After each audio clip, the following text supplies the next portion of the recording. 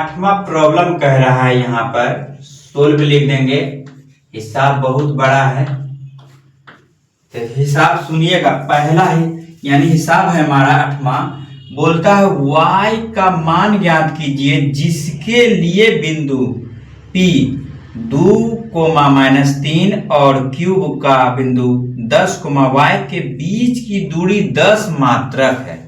इस बार दो नियामक दिया हुआ है, एक नियामक लुप्त कर दिया है और उसके बीच की दूरी दिया हुआ है। कहता है दूसरा नियामक का एक पॉइंट निकाले। तो सबसे पहले हम यहाँ पर जो है ड्राइंग का रचना करेंगे। फिगर देख लीजिए। फिगर कह रहा है यहाँ पर P बिंदु है, यहाँ Q बिंदु है। P का नियामक है मेरा 2,-3, 2,-3 ये बिंदु, और इसका 10,y और ये दूरी है हमारा। दूरी कितना दिया हुआ है? 10 मात्रक। यहां से यहां तक दे दिया है, कहता है इसका मान निकालें।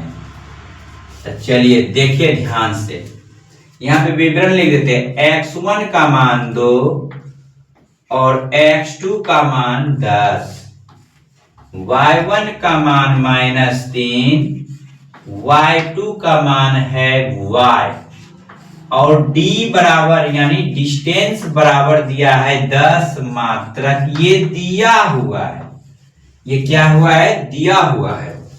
तो ध्यान से देखिएगा, देखिएगा ध्यान से। इसलिए देयरफॉर PQ बराबर, PQ दूरी है हमारा, तो दूरी का फॉर्मूला होता है, क्या होता है? x1 x2 का होल स्क्वायर अब प्लस y1 y2 का होल स्क्वायर। ये है इस जगह या PQ का मान कितना दिया है? 10 बराबर 10 दिया हुआ है। यहाँ पे 10 दिया हुआ है। P और Q के बीच की दूरी 10, तो 10 बैठा दिए। x1 का मान समझिएगा, यहाँ पर ओवररूट सूत्र से होगा।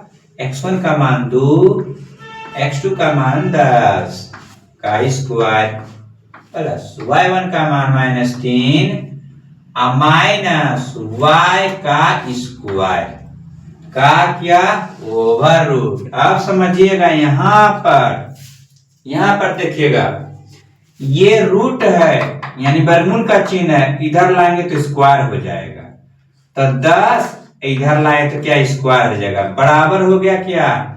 10 में से 2 चला जाएगा, -8 का स्क्वायर प्लस, यहां देखिएगा a प्लस b के होल स्क्वायर पे तोड़ते हैं, a स्क्वायर यानी -3 का square plus b square -y का square plus 2ab, 2 into -3 into और b। अब यहां पर देखिएगा क्या कर रहे हैं, 10 गुना 10 करेंगे कितना? 100 बराबर 8 64, यहाँ 3 तिया 9, माइनस गुना माइनस y स्क्वायर, माइनस गुना माइनस प्लस 3 दूना 6y।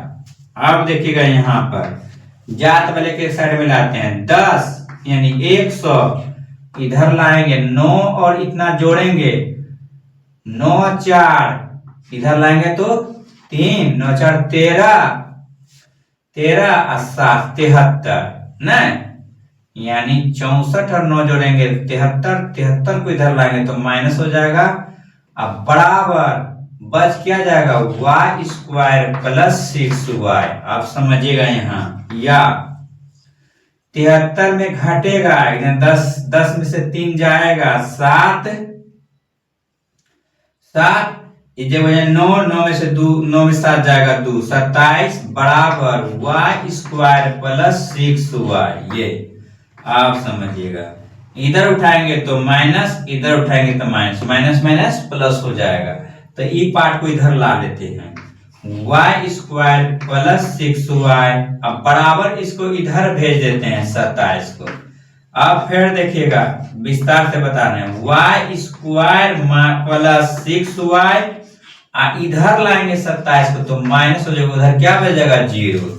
अब यहाँ पर द्विघात गुणनखंड में तोड़ रहे हैं, ध्यान से देखिएगा। ये अब y स्क्वायर यहाँ पे देखिएगा, y स्क्वायर प्लस 6y या माइनस 27 इज इक्वल टू 0 ये आया है। अब समझिएगा इसको कैसे निकालते हैं। प्रथम पद को अंतिम पद के साथ गुना करते हैं, जो गुणनफल आएगा उसको दो पार्ट में गुना करेंगे ताकि जोड़ने और घटाने के बाद मेरा पूर्णा चाहिए बीच का प्लस 6y। समझिएगा, प्लस वाई स्क्वायर गुना माइनस 27, तो 27y स्क्वायर यहां रफ में बता देते हैं आपको, माइनस 27y स्क्वायर का गुना करने पर इसको दो पार्ट में बांटना है, 9 तिया 9y और गुना कितना 3y। समझिएगा 9 में से 3 जाएगा 6y बच जाएगा, यहाँ उड़ जाता है। तो इसका मतलब बड़ी संख्या प्लस में रखेंगे, छोटी माइनस में रखेंगे। तो y स्क्वायर बड़ी संख्या प्लस में और छोटकी क्या रखेंगे माइनस में रखेंगे, माइनस 27 बराबर 0। अब देखिएगा y कॉमन कर लेते हैं, y प्लस 9 और माइनस 3 कॉमन करेंगे, y माइनस गुना माइनस प्लस 9 बराबर क्या 0। अब बाहर वाला देखिएगा, ये बाहर वाला एक साथ लिखेंगे, y माइनस 3 और y प्लस 9 दोनों घर में एक लिखेंगे बराबर 0। अब दोनों का मान 0 लिख कर रहे हैं, y माइनस 3 बराबर 0 और y प्लस 9 बराबर 0। y बराबर हो गया माइनस 9, ये फॉल्स हो गया, इसको अमान्य हो गया, ये मान माइनस में आ गया इसीलिए अमान्य हो गया। अब y बराबर कितना आ गया 3, y का मान कितना आ गया 3। अब ध्यान से देखिएगा, इसलिए मेरा y बराबर यहाँ पे कितना भरा आएगा, ये 3 भरा आएगा। यही आंसर हमारा कर गया फाइनली रूप से। कोई दिक्कत नहीं होना चाहिए, इसको उतारिए एकदम इत्मीनान के साथ।